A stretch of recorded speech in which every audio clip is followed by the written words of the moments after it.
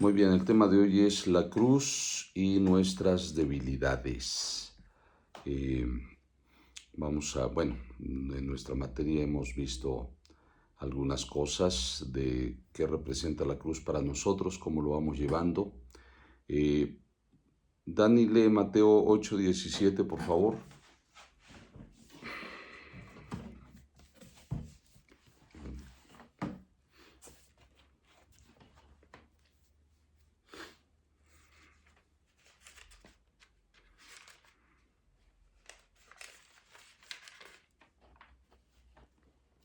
Sí, por favor.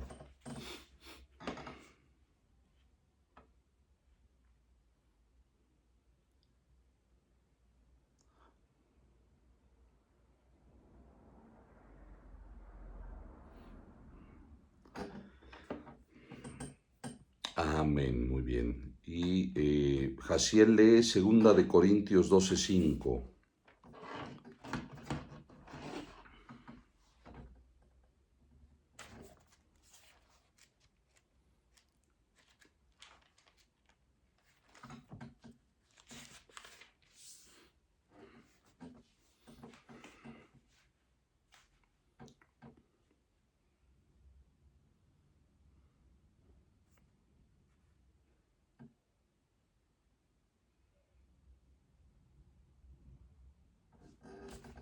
Amén. Bueno, dice ahí en nuestra introducción, punto 1, ¿hasta qué profundidad el Espíritu Santo puede hacer llegar en nosotros la obra de la cruz? Hemos hablado de lo necesario que es entender la cruz para poder vivir la vida cristiana. No podemos vivir sin ese entendimiento. ¿Hasta qué punto, hasta qué profundidad el Espíritu Santo va a llevar esta obra de la cruz a nosotros? La profundidad debe ser hasta que experimentemos verdaderamente la vida que tenemos escondida con Cristo en Dios en el interior de nuestro ser.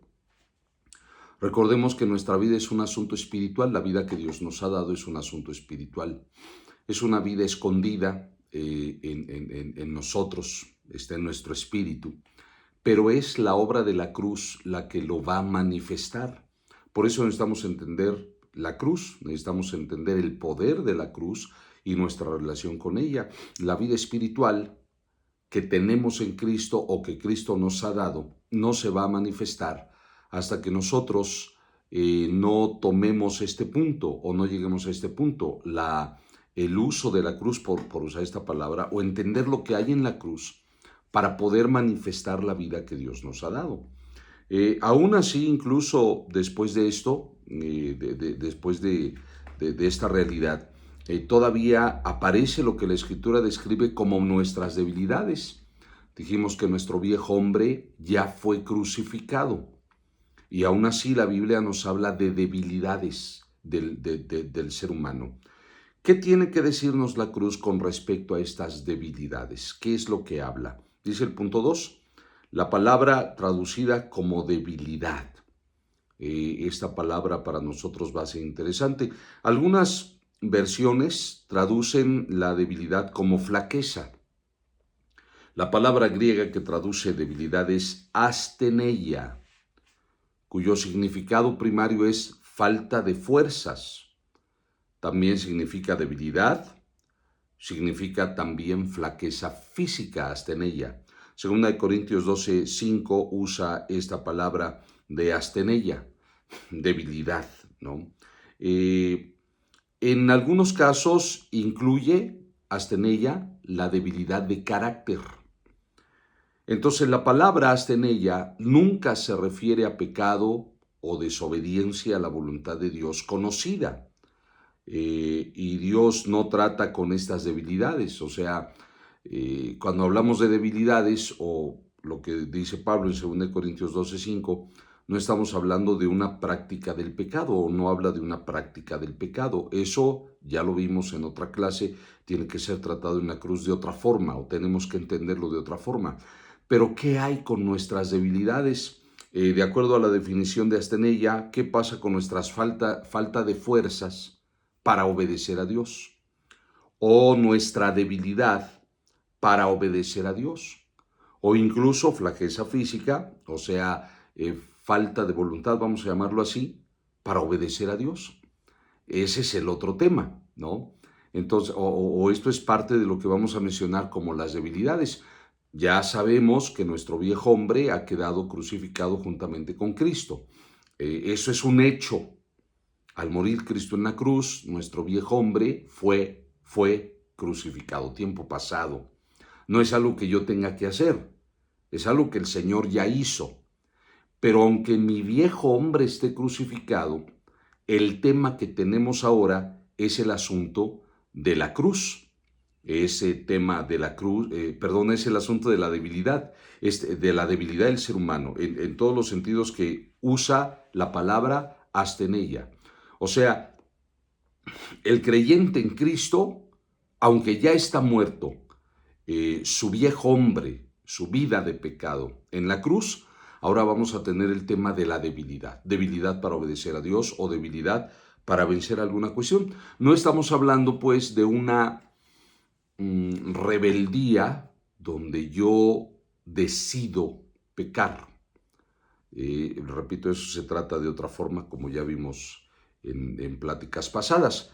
Aquí estamos hablando de debilidad. No puedo, ¿no? O soy débil, me falta carácter para poder someter algunas cosas que todavía me vencen o todavía me dominan. Entonces, esta diferencia a lo mejor nos sería claro en Primera de Reyes, capítulo 19, versículo del 1 al 3. Daniela, léelo nuevamente.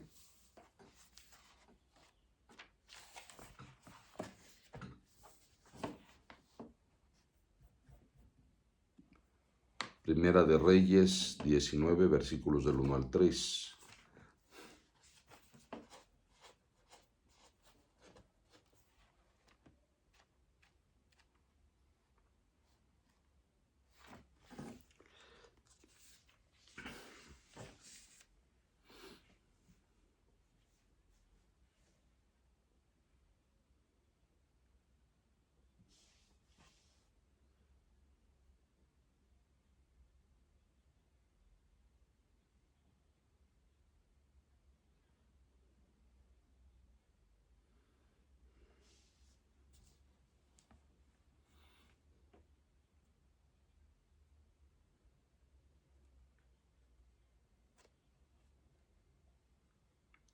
Muy bien, aquí estamos viendo una debilidad manifestada en Elías después de haber hecho algo glorioso, ¿no?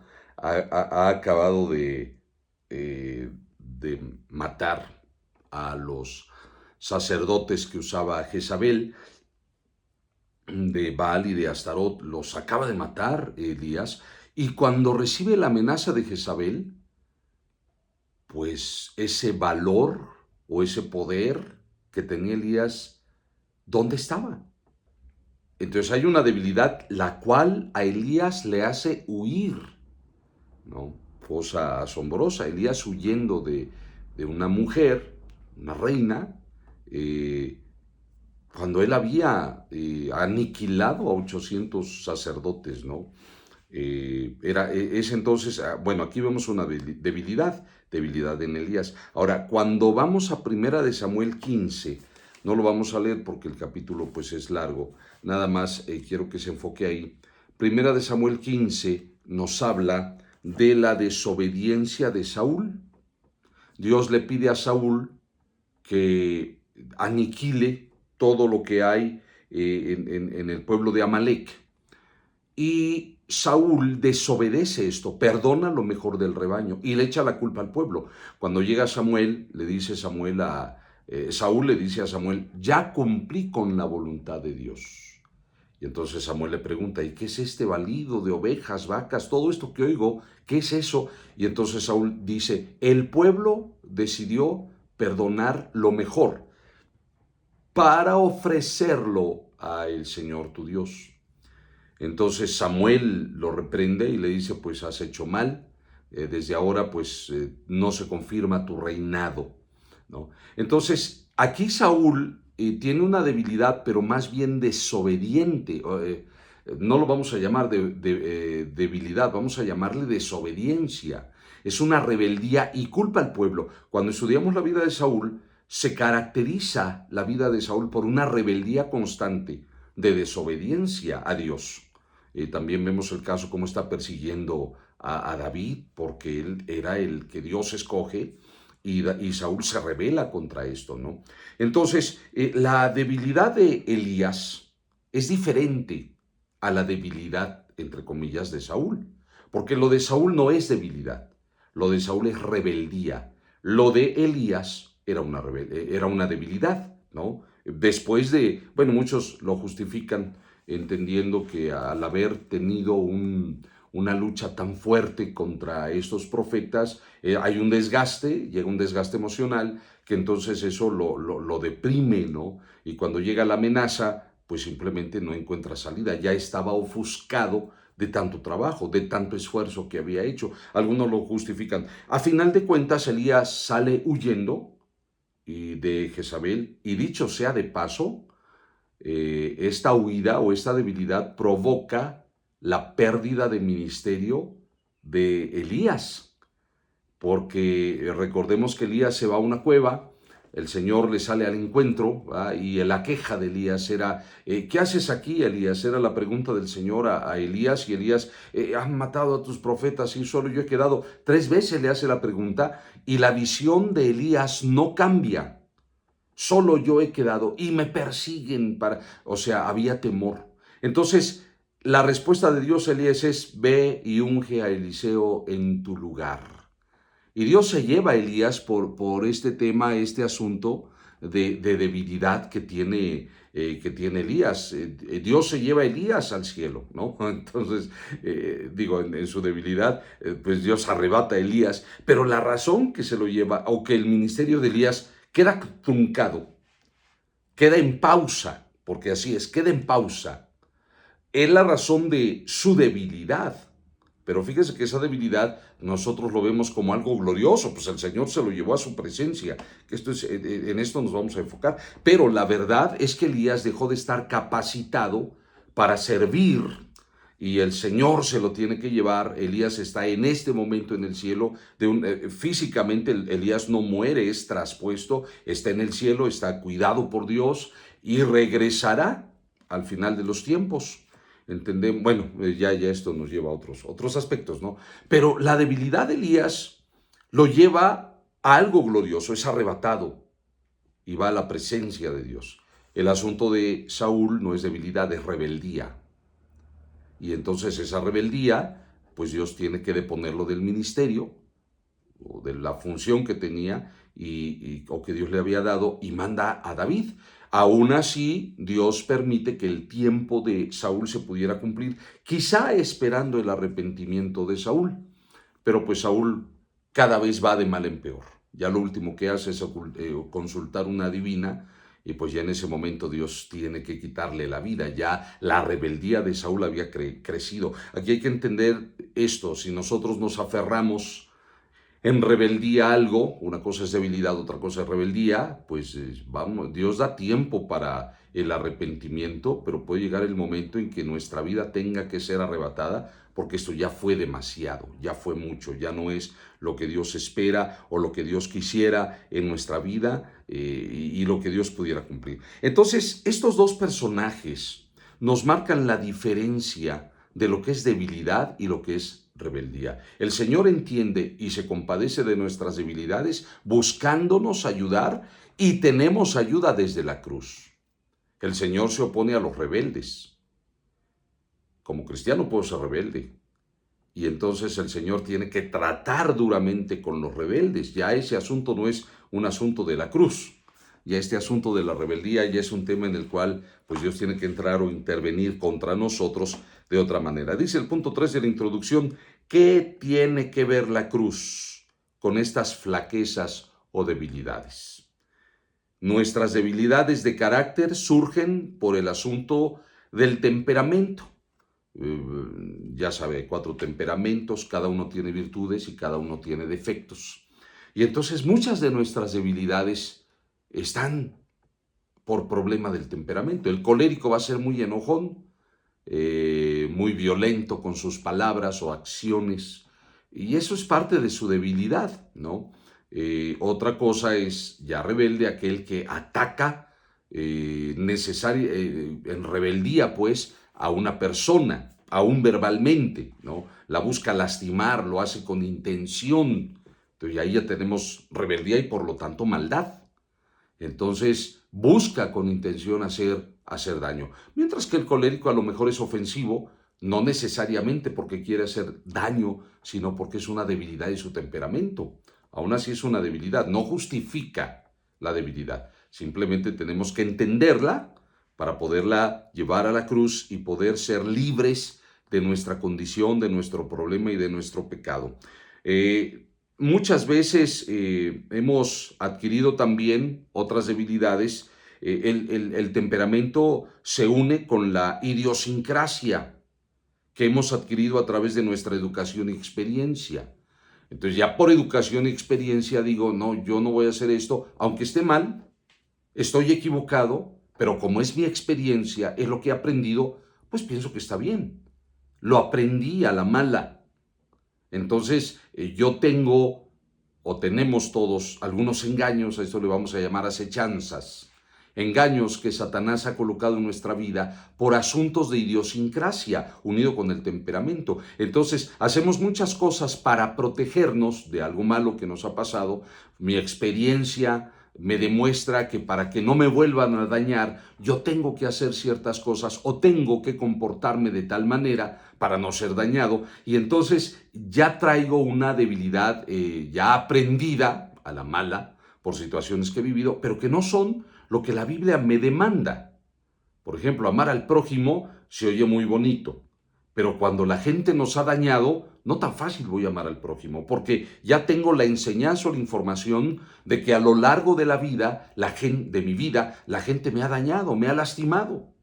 Entonces, para no ser dañado, me voy a comportar de esta manera. Entonces, no voy a ser tan amable porque la gente me lastima. No voy a hablar la verdad, porque una vez que hablo la verdad, la gente me lastima. Me voy a ocultar, voy a mentir. Entonces, son asuntos adquiridos que se pueden presentar como una debilidad, son un engaño. Por eso tenemos que renovar la mente y transformarnos, pero a final de cuentas lo vamos a considerar como una debilidad. La rebeldía es intencional, aunque influenciada por el diablo, a final de cuentas nosotros lo ejecutamos. Entonces la cruz va a tratar con las debilidades. El tema de pecado y rebeldía ya lo vimos en otro punto y seguiremos viendo a lo largo de nuestra materia. Pero el punto llega, el momento llega en que yo tengo que entender que aún mi debilidad, porque me doy cuenta que ya fallé otra vez al Señor, ya desobedecí otra vez al Señor, no puedo vencer esto. Entonces eso es una debilidad, ¿no? La rebeldía busca y es intencional. Y entonces, bueno, se trata de otra forma. Pero la debilidad, cuando somos débiles para obedecer al Señor, hay manera de solucionarlo y es a través de la cruz. El Señor nos da la solución en la cruz. Entonces, la cruz va a tratar con el problema del pecado. Nuestro viejo hombre fue crucificado. Pero ¿qué hay con estos defectos de carácter? ¿Qué hay con estas fallas que luego tenemos diariamente y que pues nos están fallando? Entonces vamos a nuestro bosquejo, la primera división, la cruz y la enfermedad. Ya lo leímos, pero nuevamente Mateo capítulo 8, versículos 16 al 17. Everardo, buen día, léenos por favor este pasaje. Mateo 8, 16 al 17.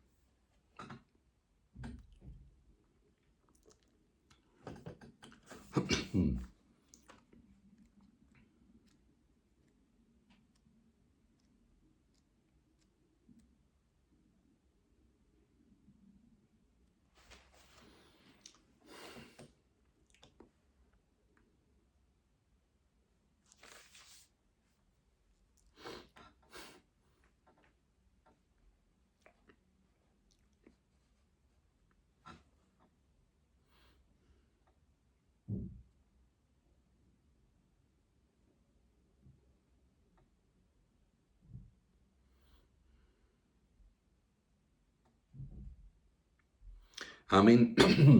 Bueno, aquí Esta palabra, bueno, la vamos a estudiar, ¿verdad? La palabra griega que traduce enfermedades en este pasaje es la palabra griega nosos. Es distinta a la palabra asteneia de 2 de Corintios 12:5, que se traduce como debilidad. La palabra griega que se traduce como cargar aquí en Mateo, cargó nuestras enfermedades, significa quitar o eliminar. En este texto entonces de Mateo está relacionado con Isaías 53:4. Isaías 53:4, léelo por favor, Jaciel.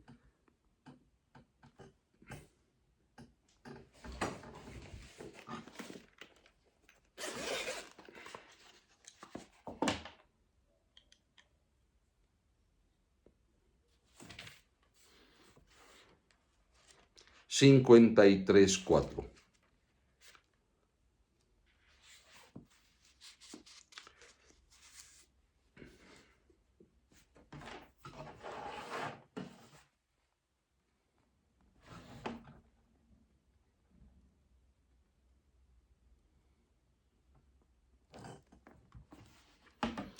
Muy bien, Mateo 8 está relacionado con este pasaje de Isaías 53, versículo 4. Él llevó nuestras enfermedades, llevó nuestros dolores. Esto implica que Cristo fue más allá del simple hecho de simpatizar con quienes estaban enfermos.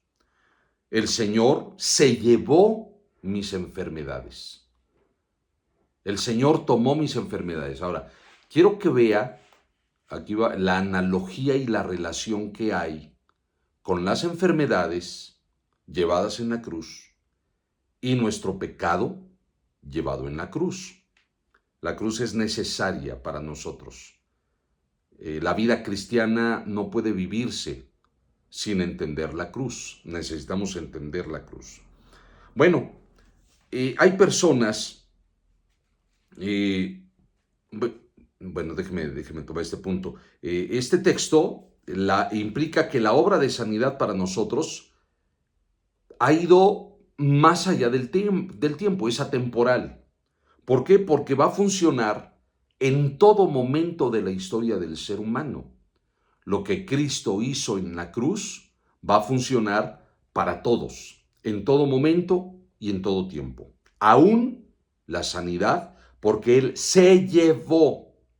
Así como mi viejo hombre fue crucificado, Cristo se llevó mis enfermedades en la cruz. No es nada más que dijo, a ver, te ayudo. No, sino que Él tomó mis enfermedades. Esto es algo que Cristo hizo en la cruz. Desgraciadamente la ortodoxia niega esto en muchos de los casos para decir que ya no hay sanidad, pero la verdad es que es una obra de la cruz. El Señor se llevó mis enfermedades en la cruz. Ahora bien, bueno, vamos a entenderlo, este punto, con el aspecto de debilidad, ¿no? Entonces dijimos, la palabra nosos es la parte que habla de, que se traduce como enfermedad, y esto habla de que el Señor cargó en nosotros, cargó en Él mismo, perdón, nuestros pecados. Va más allá del asunto del tiempo, va más allá de un momento, esto es eterno. La obra de la cruz es eterna y por eso funciona a lo largo de la historia en la vida de cualquiera que busque en la cruz salvación y poder para vencer el pecado. Tenemos que ir a la cruz. Orar sin entender la cruz para vencer el pecado no nos va a ayudar. La oración tiene que estar basada en el entendimiento de lo que Cristo ha hecho por nosotros en la cruz para poder vencer nuestra condición pecaminosa. Bueno, aún así, la liberación de la sanidad es parte del Evangelio, o darnos sanidad es parte del Evangelio, la liberación de la enfermedad, perdón. Entonces, aún así hay personas que todavía no han entendido el alcance de la redención y que consideran que, bueno, el asunto de la enfermedad es otra cosa, vamos a dejárselo a los doctores, ¿no? Cuando en la cruz está provisto para nosotros la sanidad. Aún así, aunque esto es una realidad, Muchos de nosotros todavía no hemos aprendido a tomar la sanidad de la cruz que nos otorgó el Señor Jesucristo. A veces este es un proceso, es un desarrollo de fe, aprender a confiar en la cruz para mi sanidad, así como también aprender a tomar lo que Dios me ha dado en la cruz para ser libre del pecado. Es un asunto pues que tenemos que manejar, es un asunto que tenemos que entender bien. Entonces vea, por favor, Romanos 14, verso 13. Si lo lees, por favor, Daniela. Romanos 14, 13.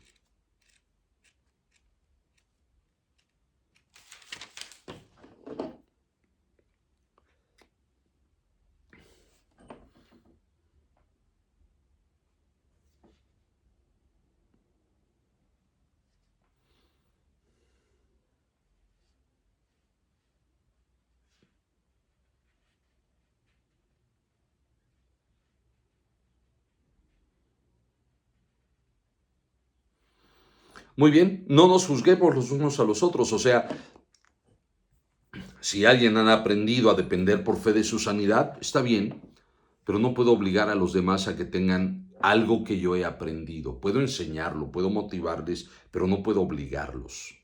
Entonces, ir al extremo cuando decimos, si vas al médico es pecado, es un error. Si no estás sano es porque pues, a lo mejor todavía no es salvo, no recibes sanidad y por lo tanto pues no eres salvo, ¿no? No tienes fe.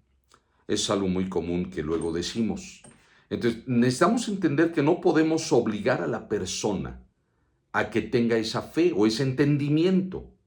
Este es un asunto que se va a ir desarrollando poco a poco con la ayuda de Dios y con el favor de Dios, ¿no? Es un crecimiento en el entendimiento, en la fe, hasta llegar al punto de que yo aprenda a recibir sanidad de la cruz porque Dios me la dio. Él se llevó mis enfermedades.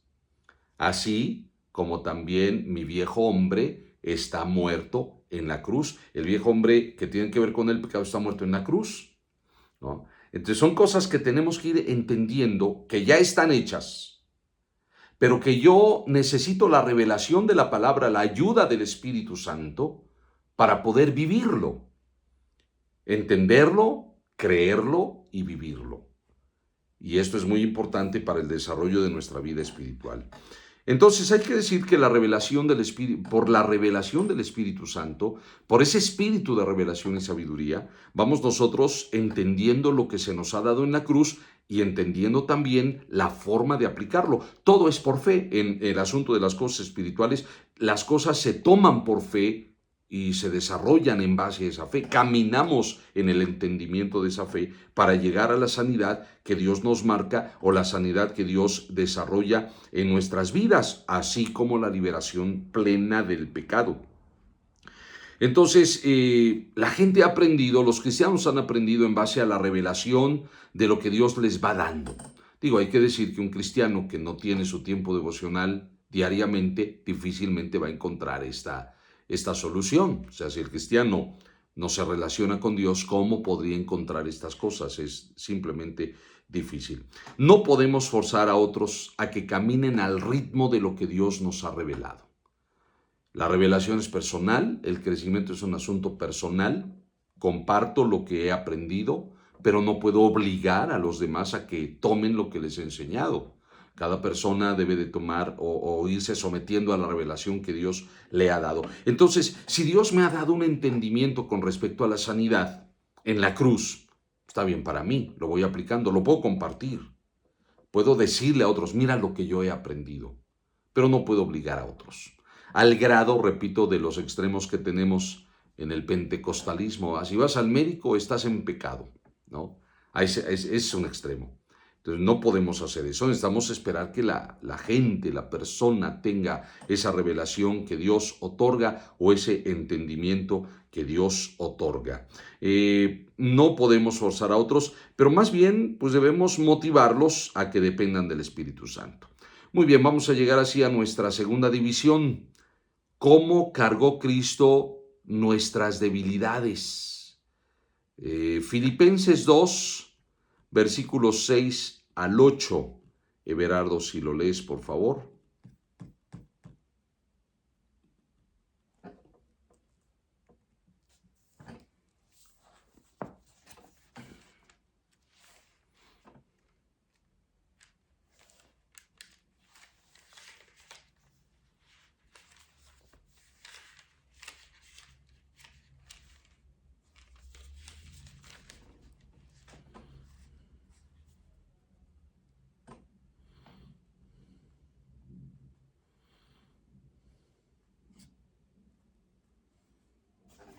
Muy bien. Hasta ahí, sí, exactamente. ¿Cómo cargó Cristo con nuestras debilidades en la cruz? Nuestro Señor tomó nuestras debilidades en el sentido que puso e hizo a un lado su divinidad y tomó forma humana.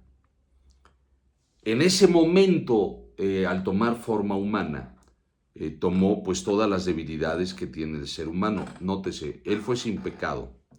Por lo tanto, bueno, vamos a ver qué dice Hebreos 4:15. Jaciel, léelo por favor, Hebreos 4:15.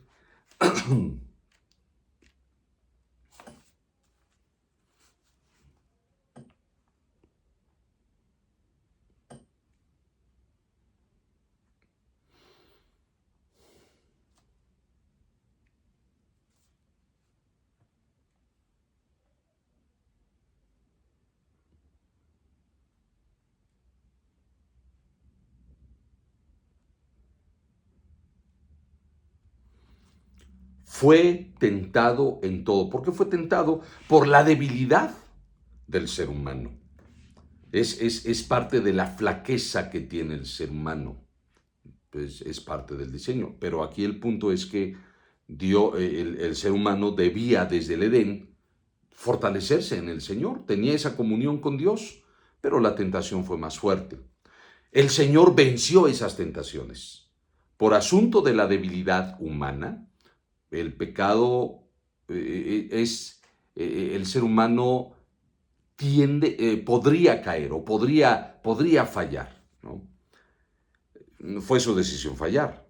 Esto fue lo que pasó en Edén. Pero el asunto es que el ser humano podría fallar. Es parte de la debilidad. Y Jesús toma nuestra condición humana.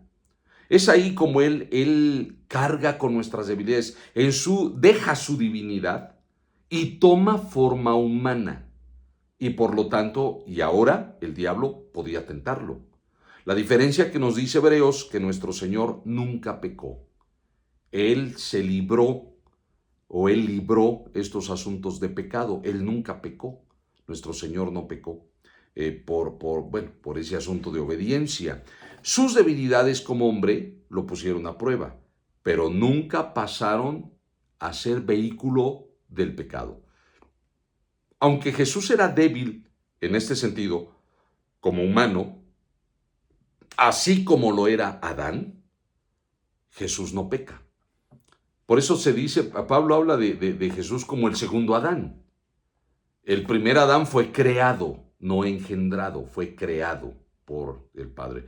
Nuestro segundo Adán también es no creado, pero engendrado por el Espíritu Santo. No viene de forma humana, viene de forma sobrenatural, como lo hizo Adán. Jesús entonces ahora tiene forma humana, el Dios se hace hombre, deja su divinidad, se hace hombre y entonces ahora tiene una condición humana. Y esta condición humana lo ponía al alcance de Satanás. Así que Satanás lo tienta en muchas ocasiones, pero el Señor vence la tentación. Esta es la diferencia que nos marca. Él jamás tuvo pecado, jamás vivió en el pecado, tampoco tenía una naturaleza pecaminosa, como Adán nos la da. Adán tampoco cuando fue creado tenía naturaleza pecaminosa. El diablo a través de las tentaciones lo contaminó y a partir de ese momento en Adán nacimos todos muertos en pecado o entregados al pecado, ya por genética. Por eso Jesús tiene que nacer de una forma sobrenatural, virginalmente, para que el hombre no tuviera ninguna herencia de maldición. Por eso Pablo lo llama el segundo Adán. Entonces Jesús viene en una naturaleza no contaminada por el pecado, pero en debilidad humana. Y el Señor entonces toma nuestra debilidad, toma nuestra posición para enfrentar la vida normal, la vida cotidiana, la vida en este mundo. El diablo aprovecha para tentarlo queriendo hacer lo mismo que hizo con Adán, pero nuestro Señor jamás pecó. Él venció el pecado. Sus debilidades como hombre entonces mostraban o lo ponen a prueba, pero él no pecó. Tomó la forma de hombre y por lo tanto, como hombre, tenía que depender de Dios. Y esto es lo que Jesús nos viene a enseñar. la dependencia a Dios como hombre. Aunque Jesús era divino, él dependía de Dios para obedecer a Dios. Dependía de Dios para vivir bajo esos principios que el Señor nosotros nos da, nos aplica a nosotros, de una obediencia plena a quien es nuestro Señor. Esto es lo que nos viene a enseñar nuestro Señor. El camino era la obediencia a la voluntad del Padre. Y entonces el problema que tenemos nosotros, que para obedecer a Dios, antes de ser cristianos, no podíamos. No podíamos, con nuestra mente aprobábamos, sí, tenemos, como somos hechos a imagen y semejanza de Dios, mi moral, tengo una moralidad, una conciencia que dice, esto es bueno. Entonces con la mente, dice Pablo, aprobó lo que es bueno, pero en la práctica no, porque la ley del pecado está en mis miembros. No puedo entonces, en mi carne, obedecer a Dios. Necesito entonces una liberación de mi carne. Y esa liberación me la da la cruz. Entonces, cuando ponemos nuestra confianza en Cristo, empieza a aplicarse lo que Cristo hizo por nosotros en la cruz. Murió en la cruz para darnos salvación. Entonces empiezo a entender ese principio. Yo creo en Cristo y entonces viene a mí una nueva naturaleza, que es lo que Cristo me da por creer en Él. Pero ahora, y a pesar de que tengo una nueva naturaleza, sigo viviendo con mi naturaleza vieja. Y esta vieja naturaleza está relacionada con el pecado. Pero ahora, porque he nacido de nuevo, tengo algo que combate el pecado, esa nueva naturaleza. Pero para dominar o someter la vieja naturaleza, necesito el poder de la cruz. Y en el poder de la cruz creo, sé y tomo que mi viejo hombre fue crucificado. Pero ahora vamos a batallar con las debilidades. Digo, todavía nos vamos a quedar aquí por causa del tiempo, pero el asunto de las debilidades es un asunto que nosotros necesitamos entender, que no es rebeldía, no es una intención al pecado, sino simplemente una debilidad, un no puedo. Esto es más fuerte que yo, aunque quiero, no puedo. Esa debilidad es la que en Cristo nosotros vamos a encontrar solución por medio de la cruz. Entonces, Cristo cargó con nuestras debilidades haciéndose hombre. Cristo tomó nuestras debilidades y lo llevó en la cruz. Bueno, nos falta, los voy a dejar inconclusos ahorita, pero bueno, por causa de tiempo, aquí vamos a detener nuestra clase.